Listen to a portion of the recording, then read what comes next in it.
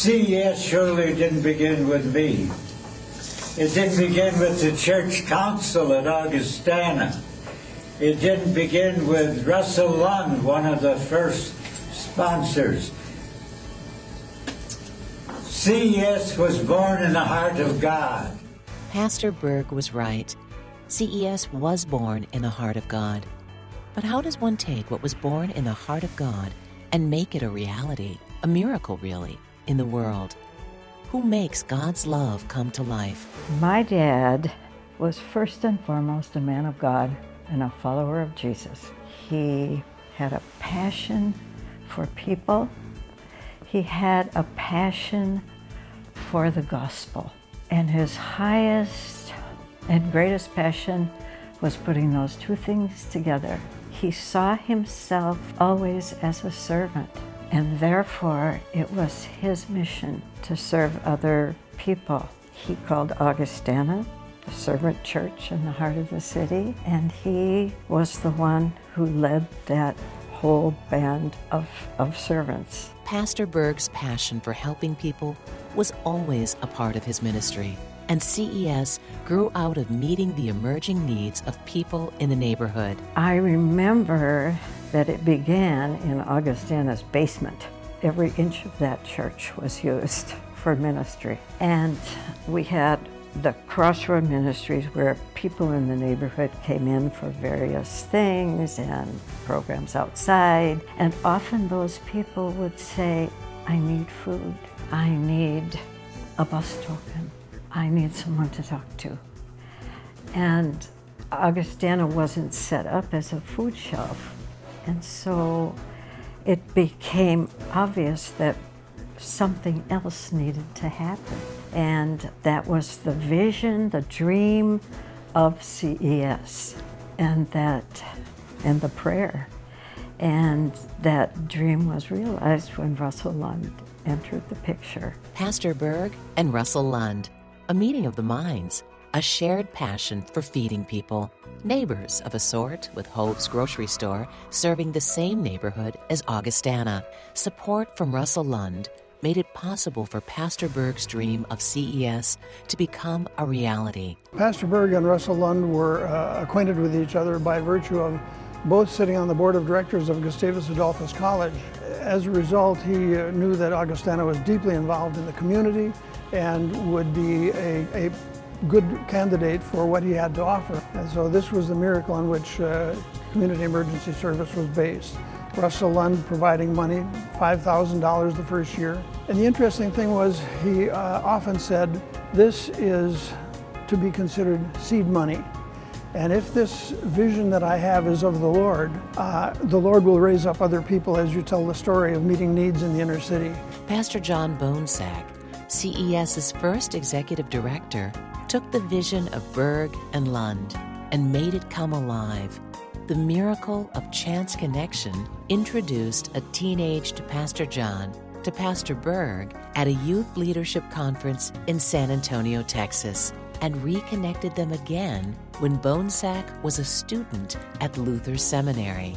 He was called to be CES's director in 1971. Throughout his 25 years of leadership, Pastor John expanded the vision and impact of CES, but always knew the needs of the community on a very personal level. No matter what a client needed or was going through, he listened, he responded, and he showed the love of God in leading a servant church in the heart of the city.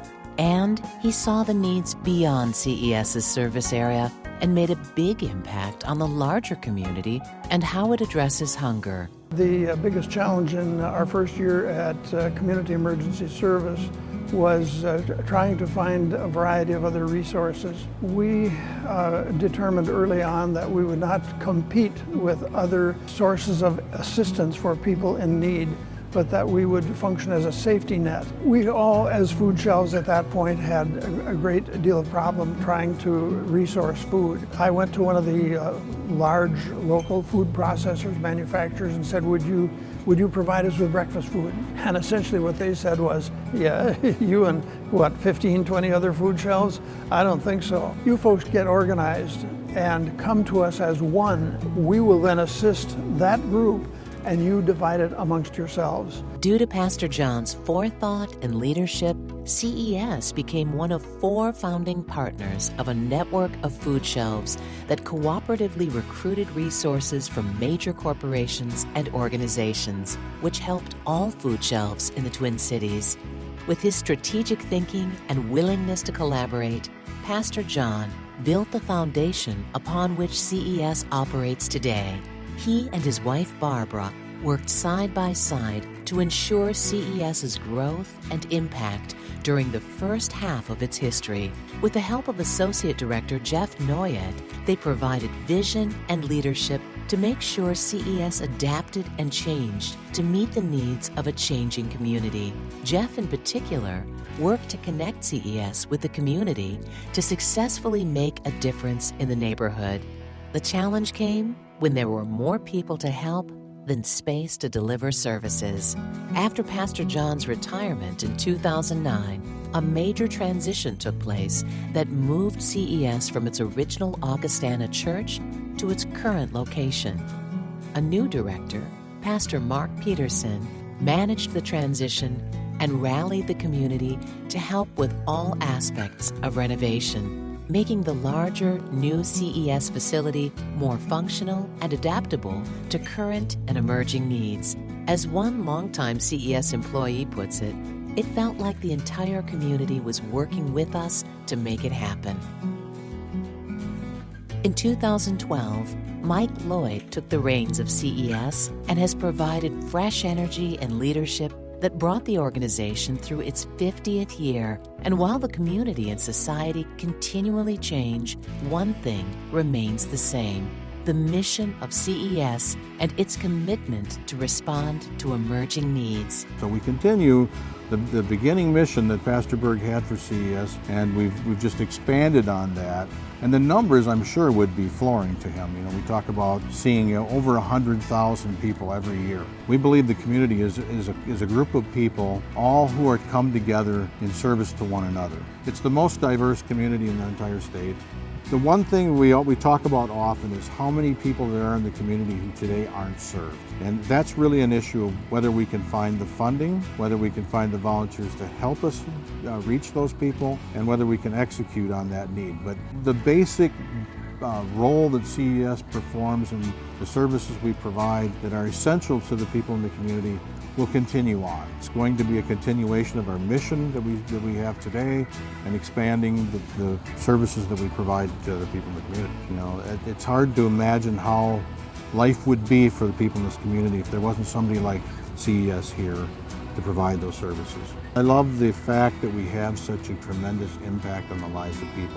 But when you think about what their lives are like without our services, it really gives you a tremendous sense of satisfaction to know you're making a difference in people's lives. And so if someone was saying to me, why should I come to CES and volunteer? Because you know you'll make a difference. The heart of CES has not changed in that 50 years, and I hope it never does. For 50 years, rooted in God's loving grace, CES has transformed lives by serving neighbors and sharing resources. Through growth, challenges, and change, CES has been a constant in creating community, which is the best hope for sustainable relief from hunger and poverty. Pastor Berg, Russell Lund, John Bonesack, and countless others, including staff members, board members, volunteers, donors, corporations, partners, and the people we serve, have built the foundation on which CES continues to bring the love of God to life in our community. They are the shoulders upon which the next generation will stand as we go into our next 50 years of service. Won't you join us?